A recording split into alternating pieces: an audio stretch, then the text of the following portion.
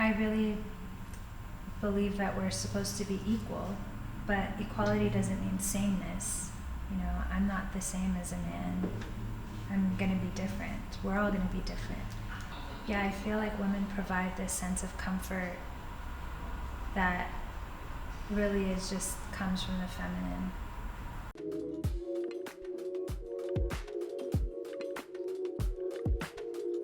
My name is Ehsani and I am a designer.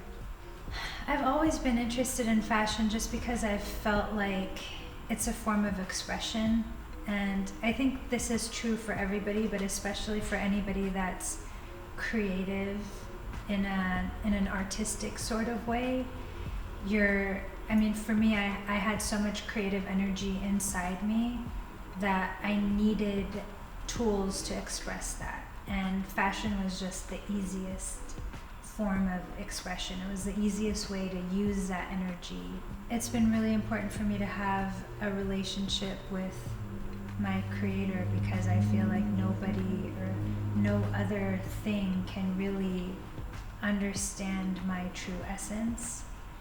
And because we're designed to forget, or not designed to forget, but because there's so much things in our society that make us forget who we are, I feel like it's the one place I have to go to morning and night where I can receive some kind of reflection of my true self and my true purpose, and why am I doing all this, and why am I here.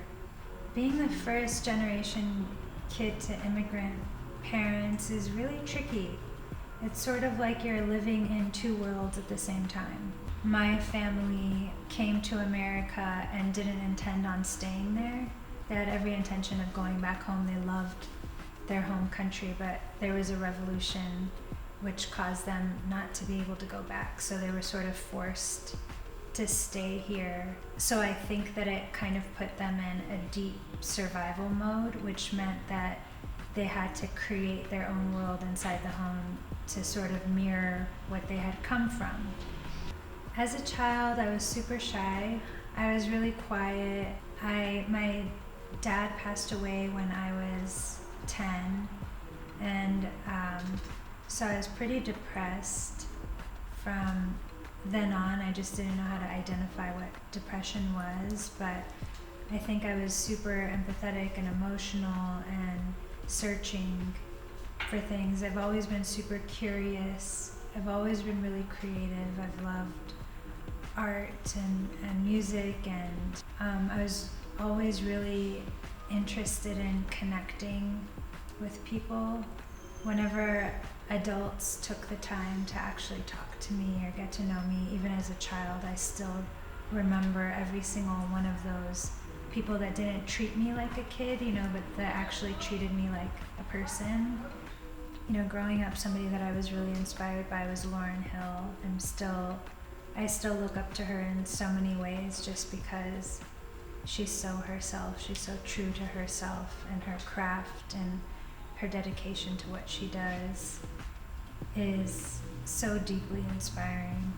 So I've always been really inspired by women, because I think that there's so much potential in the feminine, and I feel like if we were just able to band together in a real way, that we could really, really make big disruptive change occur. I've always had a passion for social justice. I think it's just how I grew up. I think it was what was sort of part of my design, so to speak, as a human. So I knew that regardless of what I did in life, that would be woven into it somehow, just because it's woven into me.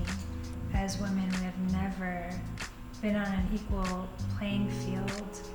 And even in my own family and in my culture, there is this sense of inferiority that is almost on like the ground level of your belief system that a lot of people don't question.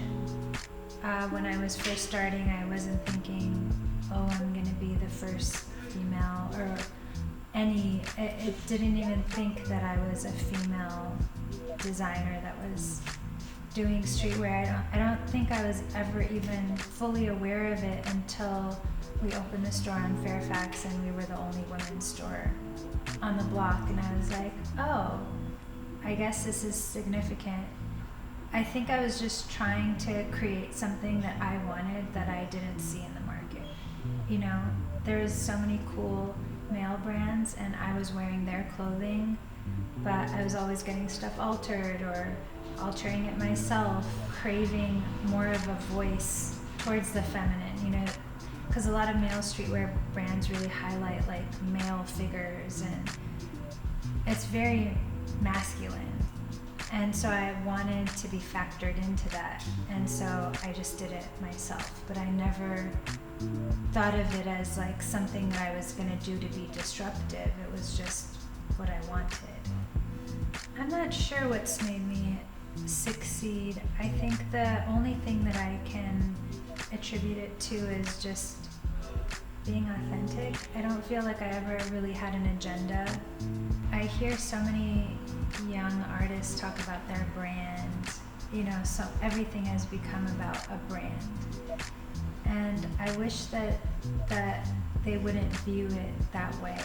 You know, it's like your brand is you are your brand. There's no need to make it something that's separate from you or what you are, who you are. And so if you just focus on what you are and put that out there, I think that will brand itself. And in order to do that, you have to do work on yourself. You know, it's not everything, like each one of us are a universe, and everything that goes on in your world, it's like a whole world that's walking around and doing everything. So I feel like having some kind of walk or practice to make sure that world is at peace, or whatever it is, like you just have to know that whatever is on the inside is what you're going to be bringing to anything that you do on the outside.